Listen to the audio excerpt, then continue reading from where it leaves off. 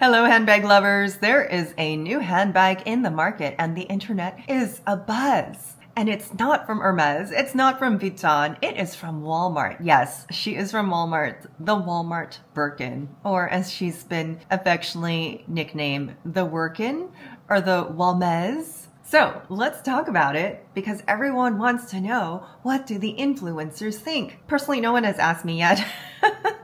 They've asked the bigger influencers what they think, but it kind of like, it's funny to me that it needs a response. So here is my response about what this proves to the market. So let's talk about the Birkin. Everybody who knows handbags knows the Birkin. Okay, not everybody, but everybody who knows handbags might see this bag at Walmart and gasp, clutch our pearls. But to the average consumer who's walking around Walmart, she just might think, this is a nice bag and I want to buy it. So let's be clear that this is a Hermes dupe, which means it does not have any Hermes logos or anything like that on it. It is not an Hermes bag, but it is a cute, classy bag that consumers seem to have snatched up. And then the purse community is like, hey, we can get that Birkin looking thing for under $100. So let's snatch that up. And she has been sold out. So this bag, the bag in question is a Walmart Birkin. Okay. But the original bag was created by Hermes and released in 1984. So here show the chart, Marketing 101. This is the product life cycle for any type of product, whether you're talking about an Apple iPhone, a shoe, or a handbag. The innovators, the 2.5%. So if we're talking about a real Birkin, this is where the real handbag and Hermes enthusiast is going to land. Then the trend catches up in the market to the early adopters who start to spot this trend and hey, they want that product and want to sport that product. Once it's past that cycle, so early adopters, you might see it in more exclusive high-end retailers until it gets to early majority and late majority. And this is where retailers like Target and Walmart, Zara falls in there too, starts to mass produce the said product that looks just like the real deal because the rest of the community is catching on. And this could take years. So fast forward 1984 to 2025, this Birkin now really does fall in the laggards category of like, hey, it's not a high fashion item. This is an item that's like now kind of open to everyone. By the way, Walmart is not the first manufacturer. Reiteration of this bag, it's not like we haven't seen Birkin imitations or dupes before. We have definitely seen them in other brands, and it really is only those in the handbag community that can recognize that as, oh, that must be a Birkin. So what does this prove? It honestly proves that the Birkin design is not that special anymore. She might have been special in 1984 when she came out. Undoubtedly, she might still be special to those who aspire to have this bag because Hermes is an aspirational brand.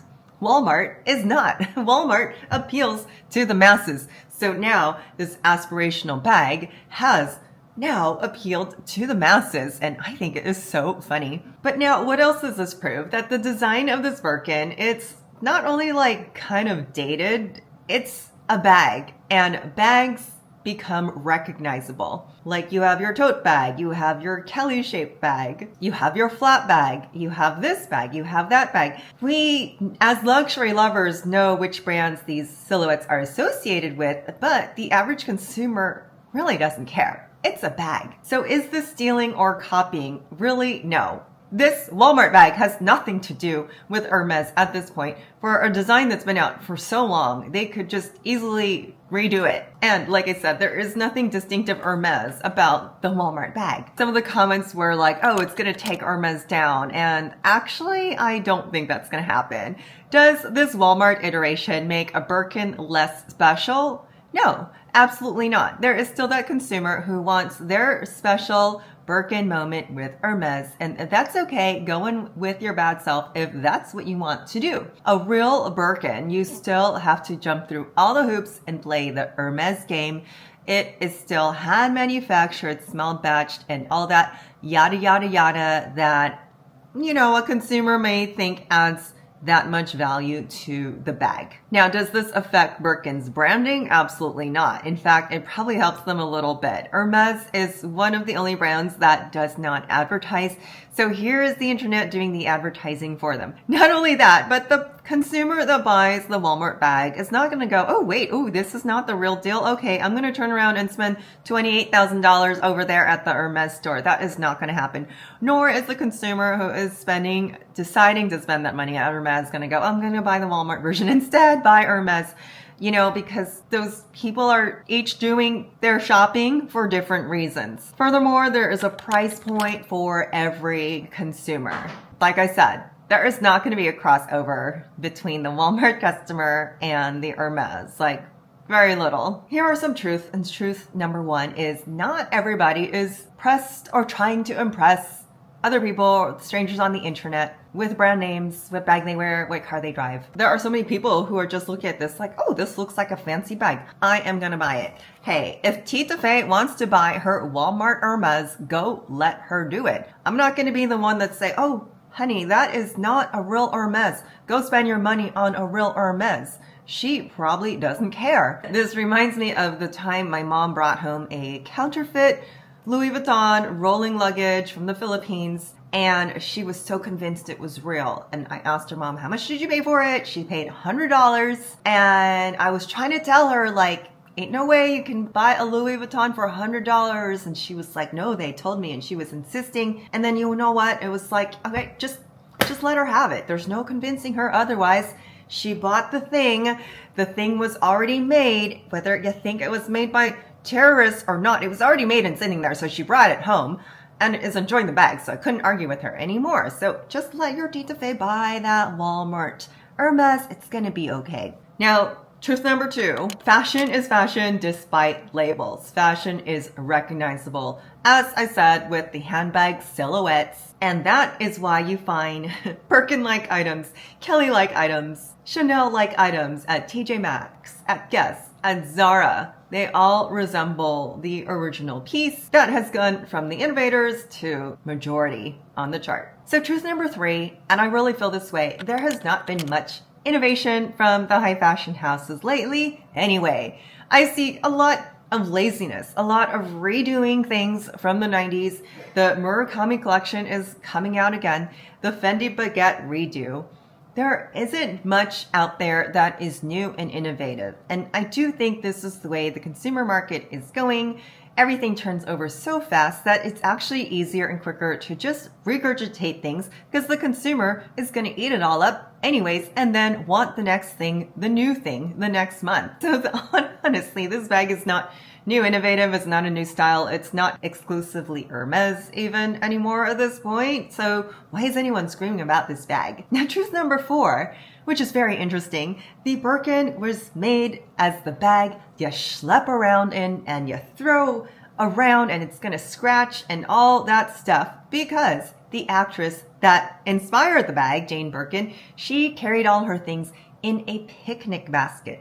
She was a very chic, casual girl. This bag was made for jeans and a bicycle and not a fancy e-bike, just like a cruiser bicycle with a basket. It was not meant for the high fashion likes of Victoria Beckham, even though you see her carrying her Birkin and it looks very shishi-frou-frou, like she looks very high society.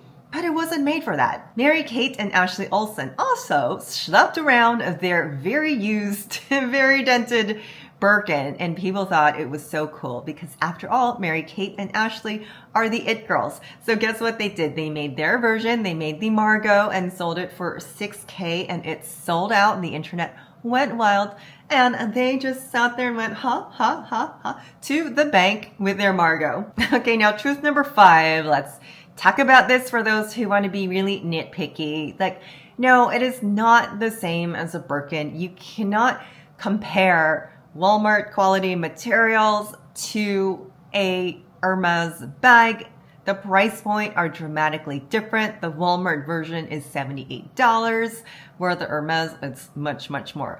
No, of course it's gonna be different. So I kind of laugh at this because it's just like the people who nitpick replicas versus authentics, and they're like, oh, well, there's a difference in this $200 bag than the $2,000. And it's like, yeah, the difference is a huge price point too. So what exactly are you looking for? And to that point, as a former client advisor, there would be people in the store comparing an authentic never full to another one, and then still pointing out, man, this stitch is different. And it's like, what are you looking for? You know, either you buy it or you don't. You like it or you don't. There really is no discussion at that point, especially when there's such a huge price point and the difference between the bags. Now, truth number 6. People who judge on the internet, or people who judge you regarding your bag, it's always going to happen both ways, of the people saying, I would never spend that much on a bag. I don't understand that mentality.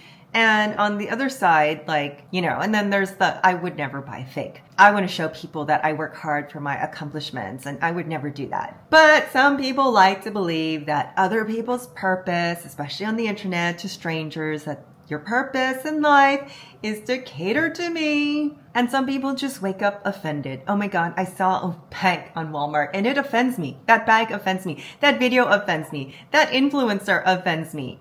You know what? You can just turn it off. It is like a buffet. No one is trying to feed you everything. Just move on to the next dish if you don't like the bag.